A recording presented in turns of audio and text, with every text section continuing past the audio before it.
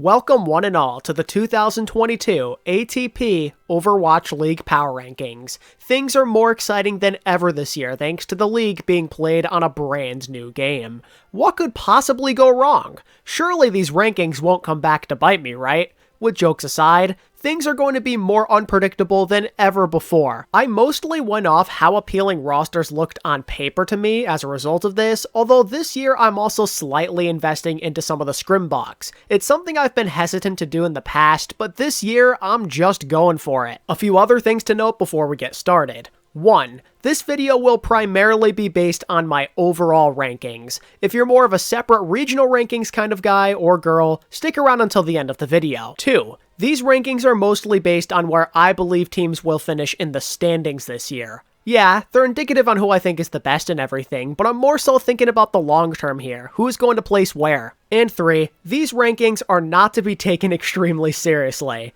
Yeah, I put a lot of thought into them, and it did take me a while to make this video, but it's mostly just for fun. I don't really think of myself as some expert who has a really high opinion. I'm just a fan like you guys, you know? Entertainment is the name of the game here on this channel, so keep that in mind as you inevitably flame my rankings. With lengthy intros aside, let's get into this. And kicking us off at the number 20 spot is the Los Angeles Valiant. I honestly just don't know what to think of them, you know? Like, they're better than last year and everything, but that's nothing to brag about. They pretty much had the worst year of all time in 2021.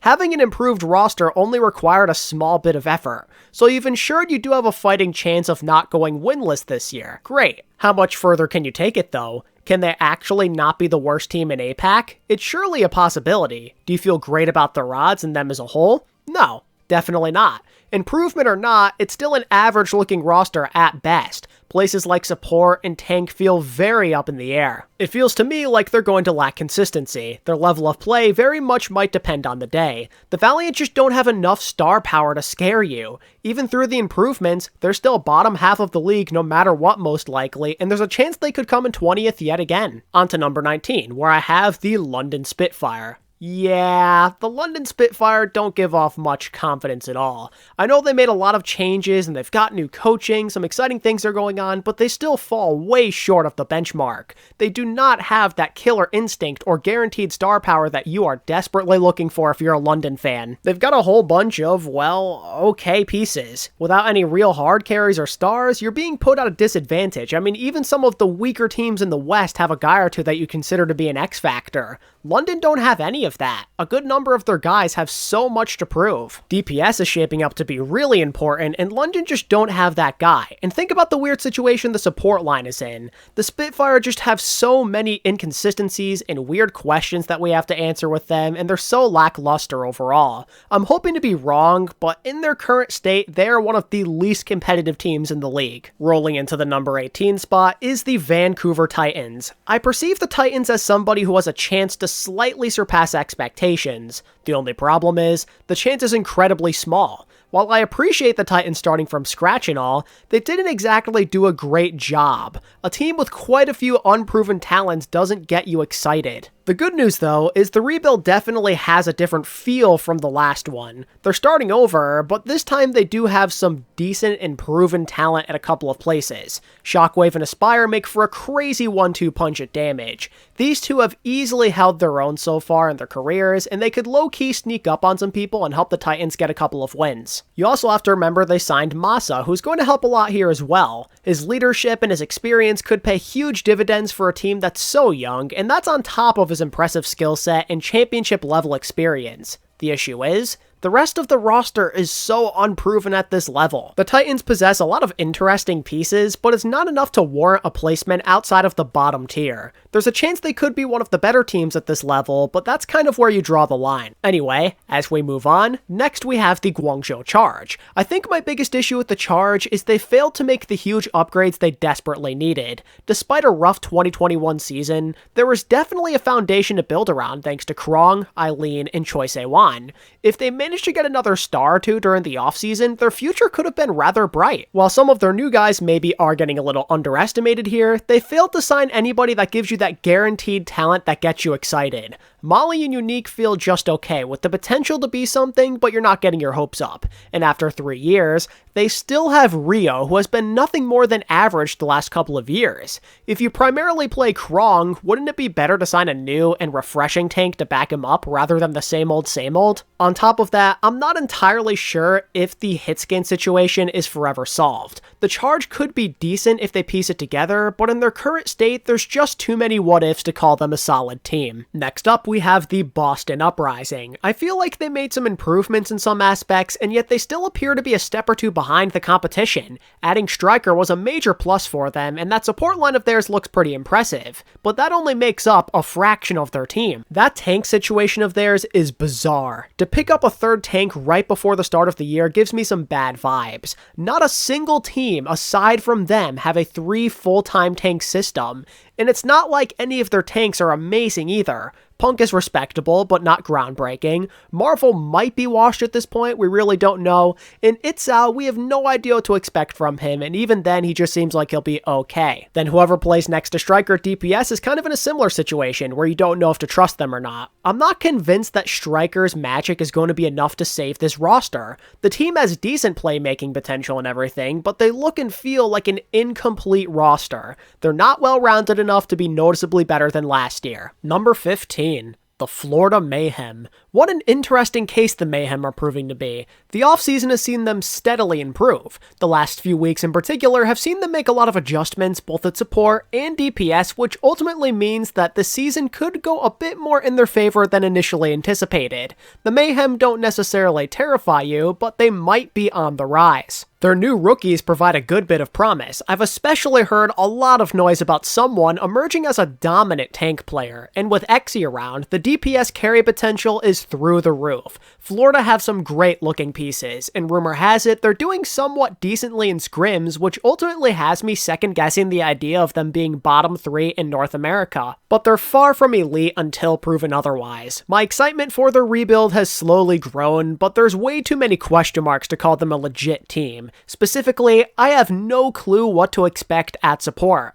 This aspect of the team seems like it could end up struggling. Animo and Kariv simply aren't in their primes anymore. This isn't 2019. Their synergy's gonna be good, but their skill level might not be good enough. And it's not like you feel any better about Surma Jed. But even so, you should still be keeping a close eye on the Mayhem. The hype has been building quite a bit, and I think they generally might be in for a surprise year. Number 14. The Hangzhou Spark. This team is a curious case. On the surface, they feel like the same team as last year. They've got a lot of players. Unlike last year, though, the firepower seems to be a bit stronger all around. We know what Shy's capable of at this point, so that gives them a guaranteed star. And the good news about this year is they have even more help at DPS, as Alpha Yi and Pineapple should bolster the rotation quite a bit. Making the necessary changes at support also gives them more of a fighting chance. There's one problem though. Their coaching still doesn't feel amazing. Head coach Chengdu is not my favorite. In fact, I criticized him quite a bit during his Dynasty days. The Spark already had a messy coaching situation last year as it is, so this doesn't help them. I would have preferred if they signed a more stable option. I like the Spark, but I also dislike them. They're a very middle-of-the-road team. Very deep, with maybe a few holes, but also a coach that makes me believe they will be wildly inconsistent. I wouldn't put it past the Spark to maybe sneak into the playoffs, but don't get your hopes up. At number 13, you've got the Paris Eternal.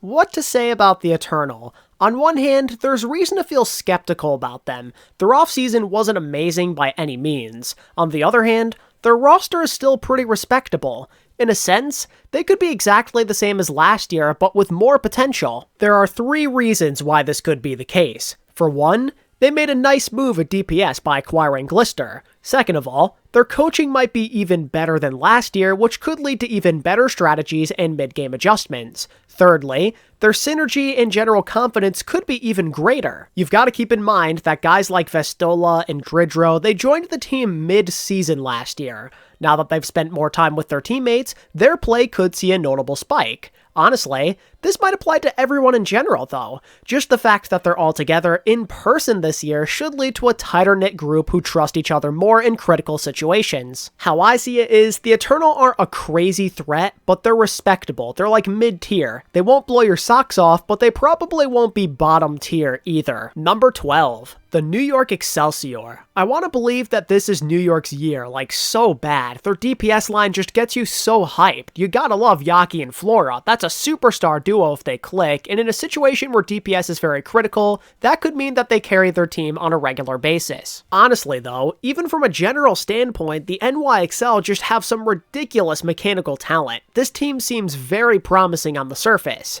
However, recent events have me reconsidering. The pickup of Vulcan, who isn't even Korean, just makes me feel so weird. It's no disrespect to Vulcan, he's genuinely a good player. On this team though, yeah, he feels kind of out of place. Communication is going to be awkward for sure, and seeing as the tank usually does a lot of the shot calling, that makes it especially weird. All this signing does is make me wonder if Kellen is good enough. My assumption is that the NYXL were having some trouble during scrims, but they didn't want to risk signing somebody who needed time to get their visa approved. As a result, they're in a very weird spot, and if that wasn't enough, there's question marks on that support line for sure. Can we really expect Gangnam Jin and or Myungbong to play main support at an adequate level? It's hard to say. They're both incredible players, so maybe there is a chance they figure it out. But the lack of confirmation is a serious problem. If that wasn't enough, here in the early stages of the year, apparently their synergy is kind of divided, which has led to some disappointing results. All of these factors combined keep me from having the maximum confidence in a team that could honestly be really good. I think they could get better as time goes on at least though. They were a bit late to arrive in North America, I believe, and their potential is through the roof. New York could be excellent, and I recognize their talent. But right now, all the rumors state that they're kind of in a weak position. I'm expecting a decent year out of this crew when it's all said and done, but until further notice, they are not a supreme threat. Number 11. The Washington Justice. I've got to admit that I'm a little disappointed. After a year that was largely a letdown, they failed to make a lot of meaningful upgrades. Now, of course, with this being a new game and all, there's a chance they do a lot better. Somebody like Decay could run rampant in a new game where he's more enabled than ever before. When looking at the big picture though, the Justice fall flat. Their support line did not get enough attention. Vigilante, I think that he could be noticeably better than Bebe. The problem is, he isn't turning 18 until 2 months after the start of this year, which leaves the Justice in a weird spot with Krillin and Opener who both leave a lot to be desired. If that wasn't enough, there's no telling if Happy and Assassin will be consistent enough to give Decay the proper backup he needs. At the very least, Mag and Kalios are pieces who could definitely hold their own alongside Decay. The only problem is, only one of them can play at once, you know? Like, that sucks. While I do think the team will get better after Vigilante becomes eligible, by then it might already be too late. But let's say the best case scenario happens. Well, yeah, in that case the Justice could be very respectable. In the end though, I still don't view them much higher than I did by the end of last year. Kicking off the top half of the power rankings is the Toronto Defiant. It's a new year, ladies and gentlemen, and you know what that means, don't you? It's time for Toronto to make a new roster again, yay, woohoo! Is this the year that they finally do something, though? In theory, this could end up being their best roster of all time. The main reason I'm stating this is due to the obvious strength at support. Twilight and Charong could be one of the best backlines right from day one. Twilight has been one of the best in the game for years now, and Charong, he's one of the top rookies in his class. If these two figure it out, the Defiant could be scary. The only problem is, it's hard to say if the rest of their roster holds up outside of Hisu. For starters, their other DPS don't look amazing, and one is currently having visa issues, which means that Toronto feels pretty stuck here. At tank, Hoppa could go either way, and Muse, while he could be good, still has a little bit to prove before you feel 100% confident in him. On paper, this team doesn't feel extremely special, but the thing is, they're apparently doing quite well right now in scrims. Like, they could possibly end up being top 5 in NA if they continue to play this way. These rumors, along with my confidence in the backline, are ultimately why I rate the Toronto Defiant as high as I do. However, when you compare them to like the top of the line rosters, they clearly do come up short no matter what. They needed another big piece or two to seriously break the mold. With that DPS and tank line, it's going to be hard to see them winning a tournament or going on a deep playoff run. They're good, but not so much great. Number 9, the Chengdu Hunters. What an interesting predicament this team is in. If you weren't aware, their parent company is in a tough spot. They're down bad, like really, really bad. From Valentine's Day until the present, they're down a staggering 86%.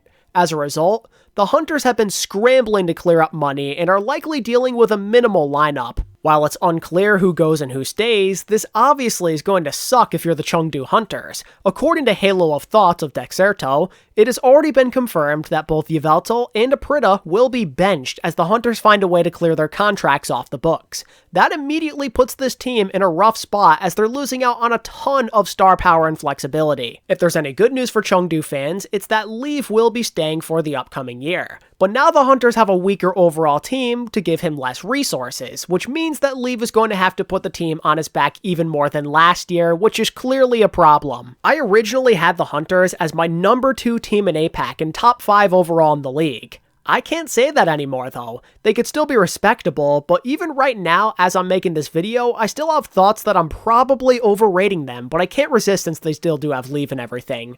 But here's how I see it. Jinmu's the full-time starter in a new game could be tough, as while Genji is looking to be strong, I don't really know if he's going to be consistently reliable depending on the meta. Support also appears to be a pretty confusing mess, which only makes the situation even more bizarre. Chengdu could have been so much more. It's such a sad sight to behold.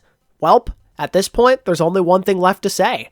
Welcome back to the Chengdu zone. Moving on to the number 8 spot, I have the Philly Fusion. This team feels like the classic example of a good but not great roster. Overall, the Fusion are somewhat likable. Their revamped DPS line could take them a long way in Overwatch 2. The mechanical talent of NM3, Carpe, and Zest could lead to a lot of crazy moments. The tank line also seems to be in pretty decent shape, seeing as Philly recently got a second option to make them feel pretty well-rounded here. However, I'm a little unsure of how things go at support ultimately. It's true that this position is generally less valuable as it currently stands, but if you compare them to some of the top level backlines in the league, they clearly fall short. At a playoff level and during big situations where they might have to clutch up, my trust in them is pretty minimal. It may not be a huge problem during the regular season at least, seeing as APAC feels pretty wide open outside of Shanghai, which is why I'm kind of convinced that Philly could still have a decent year, but not an amazing one. My expectations aren't high, but they're not exactly low either. Number 7, the Houston Outlaws. This is a team that could go either way. They more than have the talent to go far. In terms of their talent, they boast one of the strongest DPS lines in the league, especially if Merit develops into a solid hit scan. And if Piggy picks up where he left off in his rookie year, Houston could be gross on just about every major place. The only problem is, there's a lot we don't know still. First of all, we have no idea how Piggy does as the only tank on his team, and we also don't know if Merit is going to pan out the way that Houston hopes he does. But most importantly, their support line is very confusing. The idea of either Iris or Lastro playing main support hurts my brain. With Lucio appearing to be one of the strongest supports in Overwatch 2, that could be an issue. Houston have a high ceiling, but they may not reach it due to not having the right meta coming their way.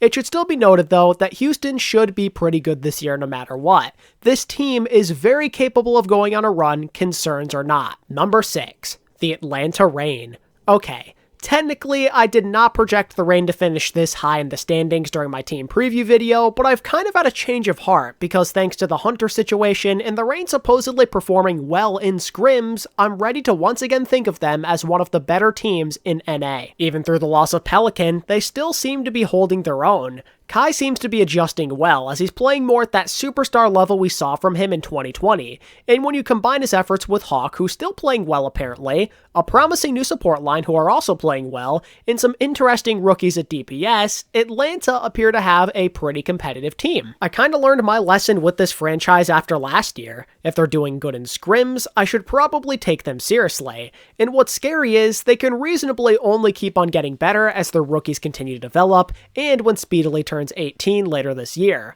I still don't know if I'm ready to consider them a top 3 team in NA again, but they're certainly a threat to everybody around them. Moving into the number 5 spot, we have none other than the San Francisco Shock. Even through all of the ridiculous changes they made, San Francisco still have managed to stay relevant. Their new roster is full of young and exciting talent who could turn out to be superstars. I mean, they literally have Violet, plus multiple Rookie of the Year level players, if not MVP level. Proper is likely to instantly live up to the hype. Scrim results indicate he is as good as everybody thought, which means the Shock could have a brand new superstar right off the bat. And I mean, that's just at least one. That's not including Violet or somebody like Finn or Kilo, who could also be really good. This team has all the carry potential in the world. The only drawback is, they're very young. There might be some learning moments they need to undergo this year that ultimately keeps them from winning the chip. Supposedly, the Shock are still one of the best teams in the league, but it's better to be cautious than to go all in with such a young group. If this team is going to go far, the meta also might need to go in their favor. Violet, I mean, you have to remember that he's on main support this year and is still unproven, and there's no telling how things go at tank without Super and Smurf there to lead the charge. However, if these potential worries turn out to be nothing, the sky is the limit. I promise you, the Shock are someone you need to monitor because they're not going anywhere anytime soon. Number 4, the Seoul Dynasty. I like Seoul quite a bit this year. It's up for debate if they're actually the 4th best team or not, but I fully expect their record to be within this range when it's all said and done.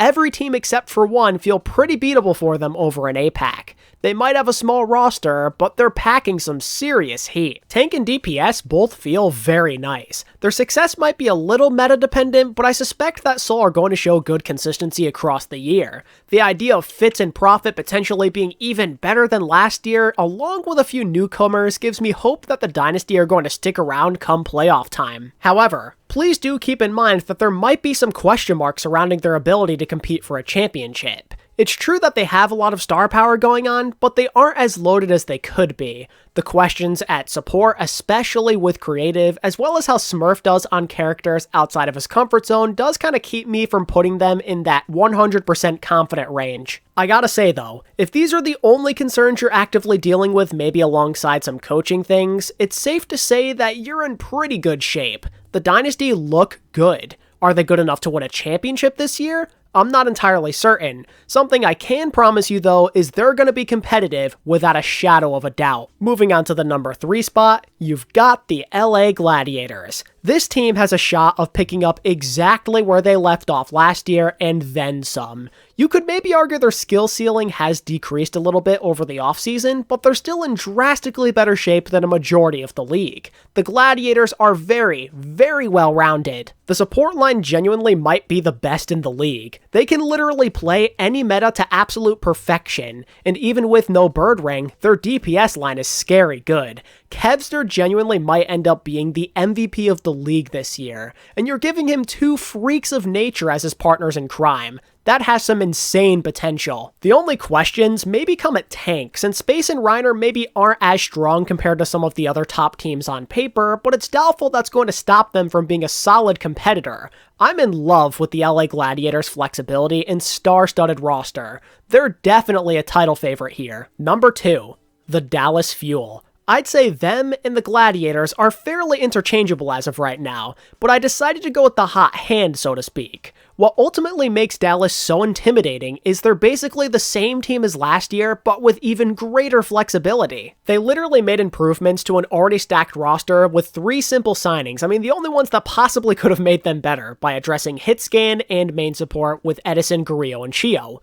There's maybe some questions to be had if their hit scans can be superstar level, but there's a good chance the team is going to play well no matter how they do, because Dallas did just fine last year without a hit scan. If worst comes to worst, the coach coaching makes the necessary adjustments they need to keep on pushing forward. This team has already shown they are quite capable of fighting off adversity and finding ways to win through alternative means. And if Lucio Moira with dive tanks ends up being a thing, or we see a lot of Genji, forget about it. I would be shocked if the Fuel do not stick around come playoff time. They are way too talented. And finally, to the surprise of absolutely no one, the Shanghai Dragons come in at my number 1 spot. They're the defending champs with the same high-level roster as last year, and it's pretty easy to make a case for them as number 1. Shanghai arguably have one of the most well-rounded rosters in the entire league. And unlike a lot of their competition, there's very few concerns or question marks. You know what you're gonna get out of every single starter. They literally have a superstar level player at every position.